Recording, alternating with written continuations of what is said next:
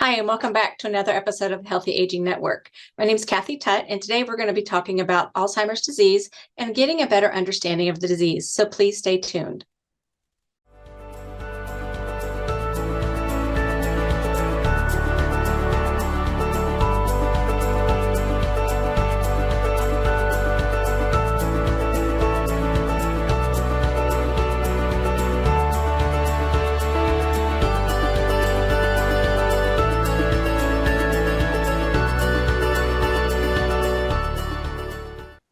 Hi, and welcome back.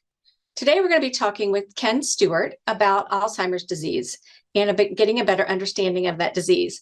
So September is Alzheimer's Disease Awareness Month. So that is why my guest is joining me today and why we're talking about the Alzheimer's disease. So Ken, can you tell me a little bit about yourself and how did you learn about Alzheimer's disease? Kathy, prior to working at Ohio State Extension, I worked in long-term care, which sometimes people call them nursing homes. Probably 12 or 15 years. I was the director of social services, so I worked with people with dementia and Alzheimer's for a lot of that career.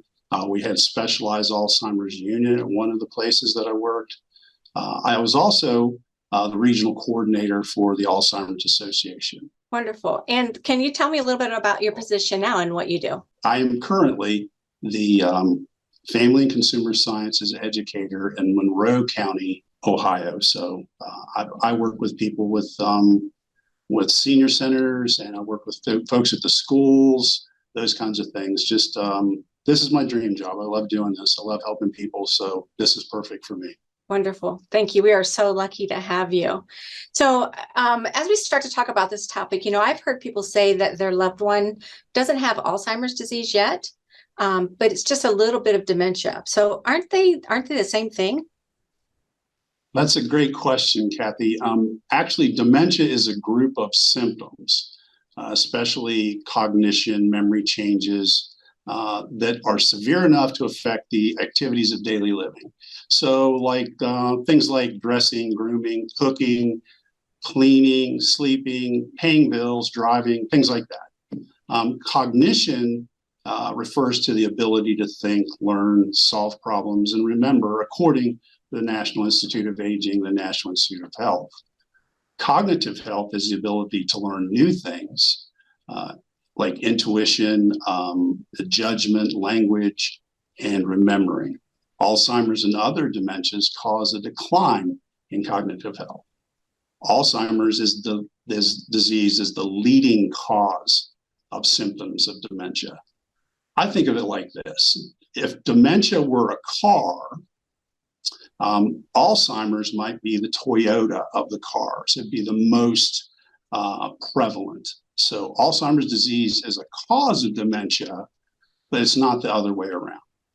Alzheimer's disease is the most common cause of dementia, and it accounts for estimated 60 to 80% of all cases. So if I'm right, then dementia are the symptoms of Alzheimer's disease. Is that right? That's correct. Okay, yes. Great. Thank you. So what are you saying, Ken? Is there more than one kind of dementia? Yes, exactly. Dementia has more than one cause. It has, or sometimes it has multiple causes. So Alzheimer's disease, like we said earlier, is the greatest percentage of those with dementia. And it's usually diagnosed in the mid-60s.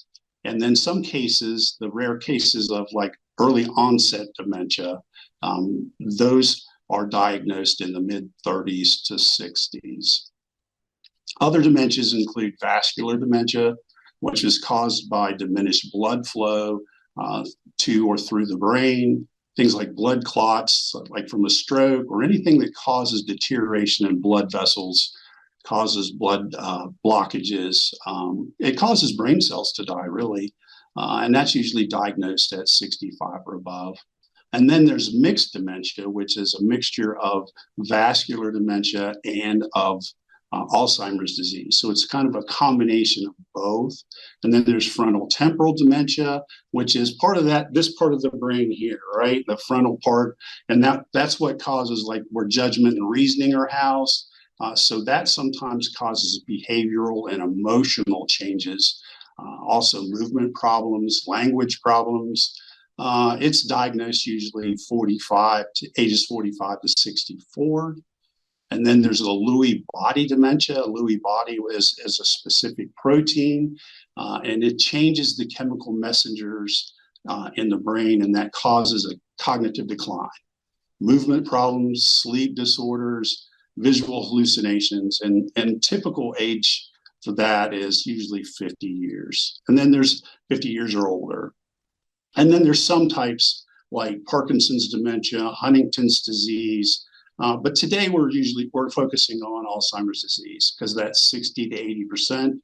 Also, along with the vascular dementia, that would be 90% of the dementias. Sometimes dementia-like symptoms are caused by temporary conditions like depression, vitamin deficiencies, thyroid problems, and some infections, and actually stress. Stress mimics dementia as well.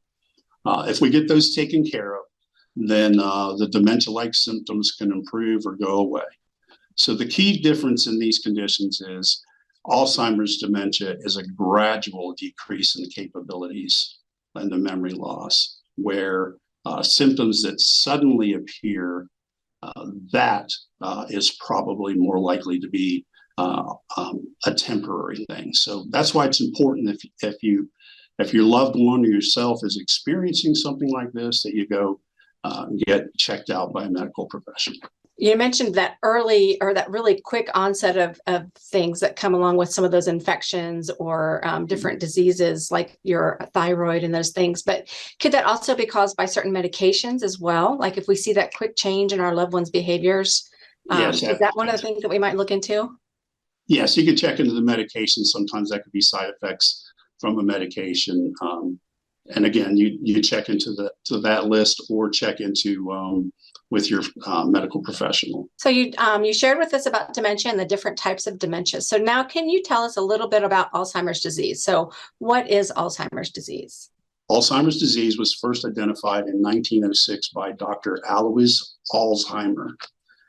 He noticed certain changes in the brain tissue of a woman in her 50s who had died from several years of progressive issues with cognition, hallucinations, disorientation, and unpredictable behavior. Dr. Alzheimer examined the brain after death and found abnormal clumps of amyloid plaques and then tangled bundles of fibers, which are called neurofibrillary or tau tangles. These plaques and tangles in the brain are still considered some of the hallmarks of Alzheimer's disease, along with the loss of connections between the nerve cells, the neurons of the brain. So basically the neurons, the brain cells aren't talking to each other. Alzheimer's is unfortunately progressive and degenerative, and the brain changes may go unnoticed for years. Sometimes it gradually worsens, like we said earlier, it gradually worsens over time as the brain deteriorates from the disease. If Alzheimer's is viewed as a continuum where changes begin a decade or more, so those changes can start up to a decade before any symptoms start to show. So like the first symptoms are usually cognitive decline, and then over time they reach the mild cognitive impairment stage. The term Alzheimer's dementia refers to the stage of the disease when the individual has observable symptoms such as memory loss, mood behavior changes, difficulty with the activities of daily living, and it is not, I repeat, not a normal part of aging. So do we know what causes Alzheimer's? Well, we know a lot about what's going on, but the precise changes that occur in the brain that trigger the disease remain largely unknown. So experts agree that something to do with those plaques and tangles. It's like a lot of other chronic conditions. It's probably interactions between aging, genetics, environment, lifestyle, and then other coexisting medical conditions. Some medical conditions can cause a greater chance of having Alzheimer's disease. Thank you. So is the brain actually changing from the disease then? Yes, Kathy. Alzheimer's leads to nerve death. The cells are dying, tissue loss from the brain. The brain is dramatically shrinking. If you compared an MRI or imaging of a healthy brain and one with Alzheimer's, there's reduction up to like a third of the size. And there's spaces where the brain tissue is just not functioning at all. So we're not sure what causes it again, but we do know that the plaques and tangles are the prime suspects. So what happens is the plaques, abnormal clusters of protein fragments build up between the nerve cells in the brain. The dead and dying nerve cells contain tangles, which are made up of twisted strands and of another protein. So the plaques and tangles tend to spread through the brain in a predictable pattern as Alzheimer's progresses. So a little bit earlier, you said that those changes in the brain can start a decade or more before symptoms appear. So what are the symptoms or possibly early signs of Alzheimer's disease? Yes, Kathy.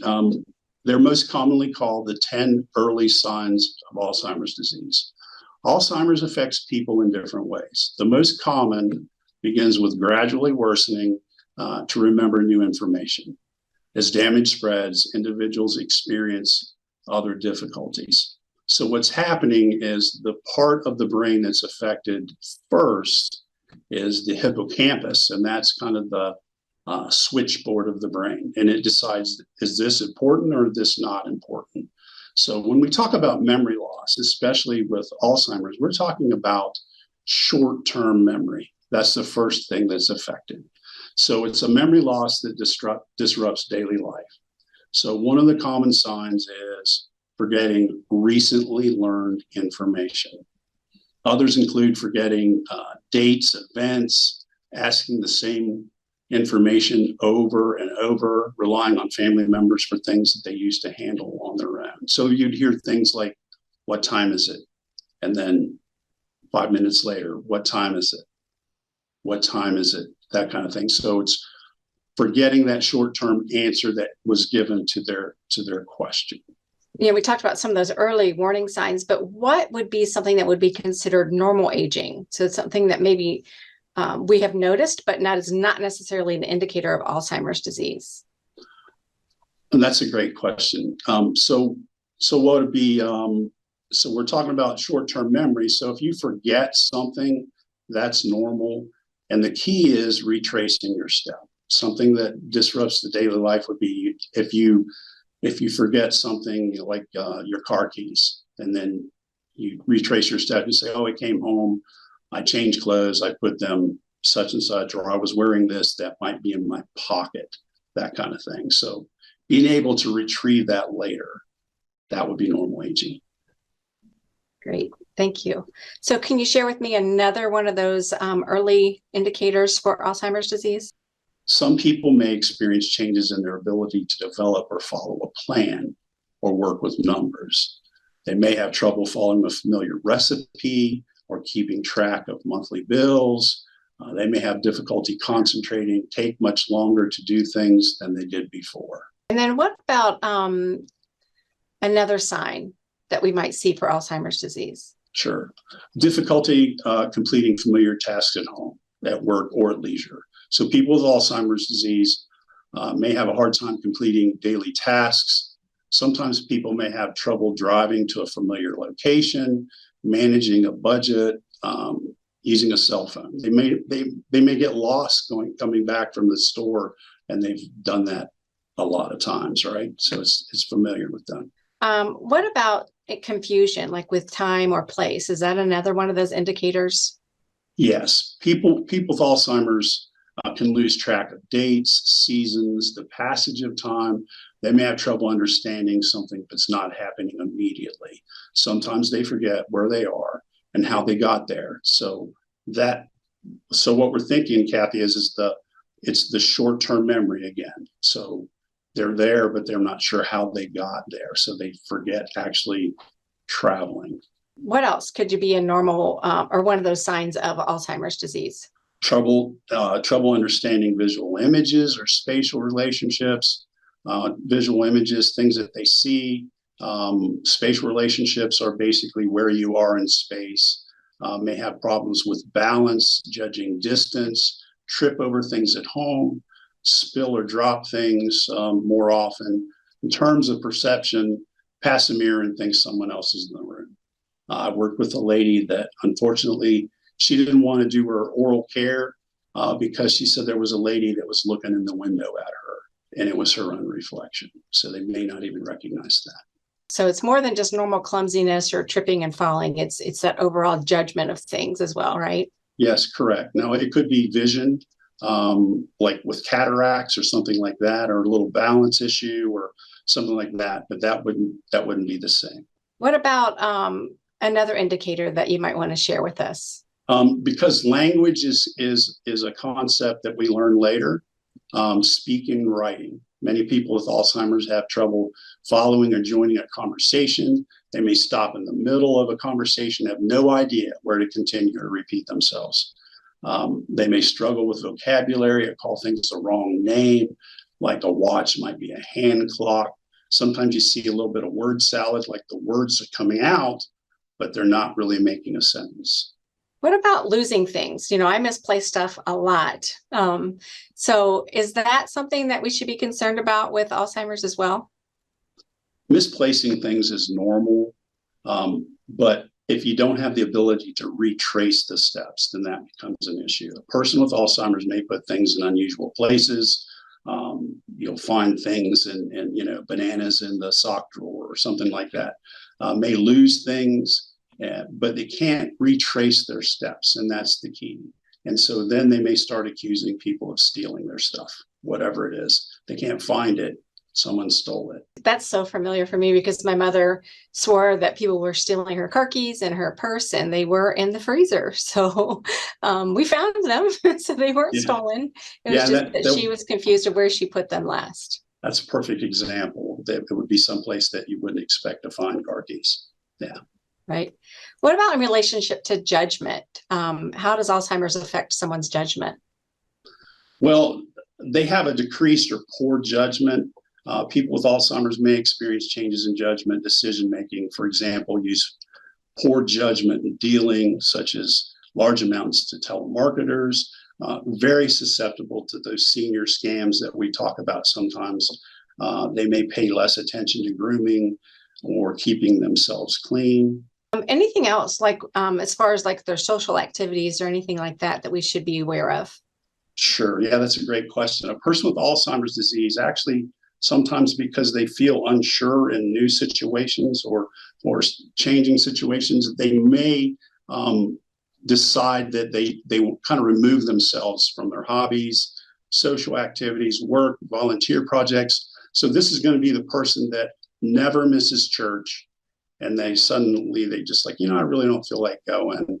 Or that new preacher, he uses words I don't understand or something like that. They'll probably make an excuse of a reason they don't want to do that.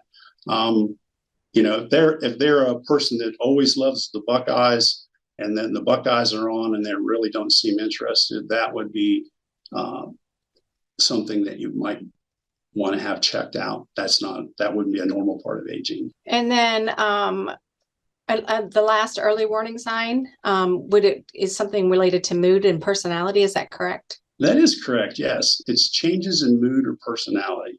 So the mood or personalities of people with Alzheimer's can change.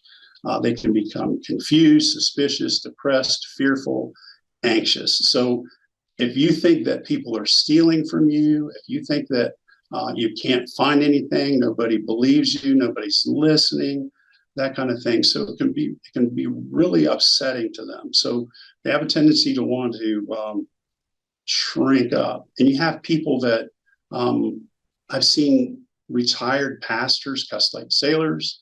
I've seen ladies that were just very calm and reserved, pinching people on the rump as they walk by, or be really flirtatious. I once had a lady tell me that I was better looking than Tim McGraw. But again, it's change.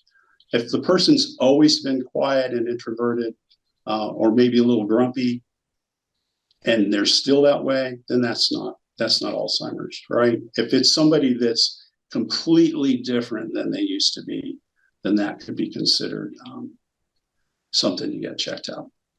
That just, you kind of make me giggle a little bit, because I'm thinking about my mom being in the hospital, and she was very aggressive and abrupt with the doctors and the nurses, and they kept saying, is this her normal behavior? Is this something that she would do? And I was like, I didn't even know she knew those words. So no, this is not normal for my mom at all. Yeah, I've never heard those words. I didn't know she knew how. Yeah.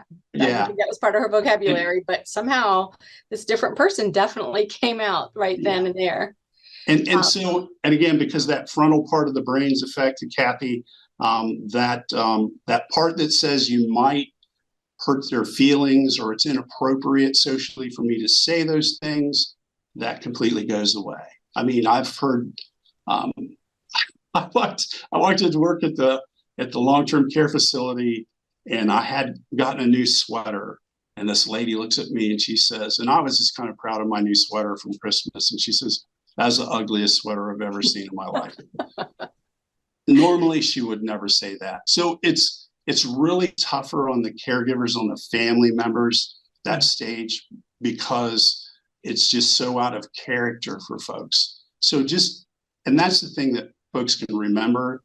It's a part of the brain, and they're thinking that part of them, they're having trouble putting things together. So that wasn't really your mom. Okay. Right. Your mom was the person that you were used to. That was the disease, right, process in her brain that caused that. You're right. So, I mean, you talked a little bit earlier about, sometimes these changes in the brain can happen 10 years before we start to see those symptoms. So could you share with me a little bit about the progression and the stages of the disease? Sure, I can do that. On average, a person with Alzheimer's will live 4 to 8 years after diagnosis, but as long as 20 years. And like I said before, it starts in the hippocampus, which is kind of in the center, and that short-term memory, and then it starts to progress, and then it starts to affect other things. And then what happens is sometimes other parts of the systems are affected negatively because of the disease. Then you start to see things like reoccurring infections, other conditions, unintentional injuries like falls, those kinds of things start to happen. So the symptoms of Alzheimer's worsen over time. The rate is sometimes varies. Sometimes it's usually 3 general stages. There's the early stage, which is mild. There's the middle stages, which is the moderate, and then the late stage. So from the beginning, there's no symptoms, and then it changes and it goes to those early, middle, and late stages. So can you share a little bit more about some of those stages with us? Sure. So mild Alzheimer's would be, a lot of times people are functioning and we really don't even notice it, that there's little things that they're doing, and they may have trouble remembering names when introduced to new people. And again, if you've always had problems with names, that's probably, if it's that new to that person, right? Having greater difficulty with the social or work settings, familiar tasks. They're not making that famous meatloaf just the same anymore, putting the wrong directions in, forgetting something that they just read, problems, probably trouble planning or organizing. So with that was the first stage. So what about stage 2? Can you share us a little bit about that? Sure. As the disease progresses, a person with Alzheimer's requires greater level of care. This is usually when things start to get diagnosed, right? The damage to the nerve cells in the brain make it difficult to express thoughts, perform routine tasks. And what I'm saying is that person may, if you brush your teeth and you forget about how to take the cap off the toothpaste, then that's going to make that difficult, right? So that process, they skip a step sometimes. Confusion about where they are, what day it is.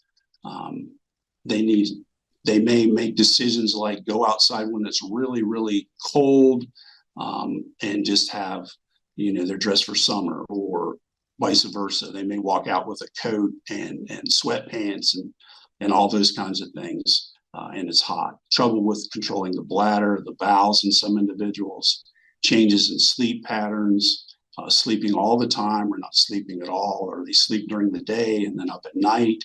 And then personality, behavior changes, including the suspicious, delusions and compulsiveness. So, and then behaviors like hand wringing or picking at tissues, those kinds of things. Sometimes that's what happens. And we can put up a link to the Alzheimer's organization with those stages of dementia so that people can look through those a little bit on their own time as well. And so as we go through this, so is there any specific time that these stages last? And again, we talked about 4 to 20 years. So it's just hard to say. There's no set time frame. Like we talked about earlier, 20 years. Also, other health conditions have a factor on how quickly the disease progresses. So sometimes if somebody's relatively healthy, other than their Alzheimer's disease, they may live longer than a person that has several other health conditions. So in other words, healthy individual might live with this disease a lot longer than someone who else has those other conditions.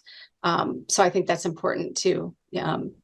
With my mom, there were multiple things that were really healthy about her. It was just that her brain was starting to kind of decay around her. So can you give me a little bit about stage 3, and then we'll wrap up and give some people resources of where to go and find more information? The symptoms of stage 3, or the severe stage of Alzheimer's, is typically the longest stage, and it can last many years.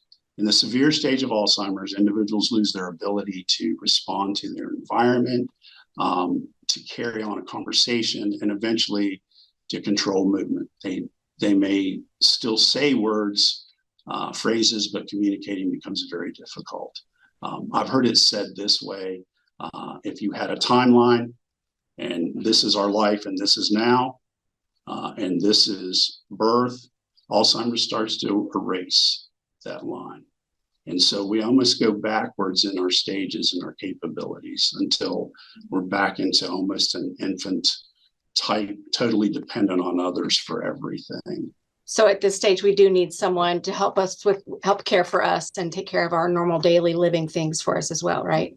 Yes, it's going to require full-time, round-the-clock assistance with personal care. They're totally dependent on others. They lose awareness of recent experiences as well as their surroundings.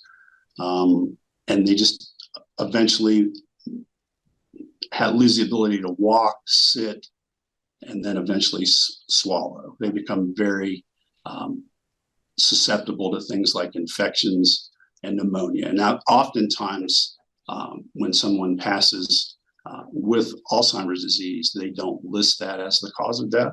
Oftentimes it's pneumonia or this kind of infection, that kind of thing, but it really resulted due to that disease, that condition. Great. Well, Ken, thank you so much for sharing all of this with us today. We will share the link for the Alzheimer's organization. And if you need more information, you can also reach out to Ken or myself or your local extension office, and we will get you more information as needed. Thank you all for joining us today.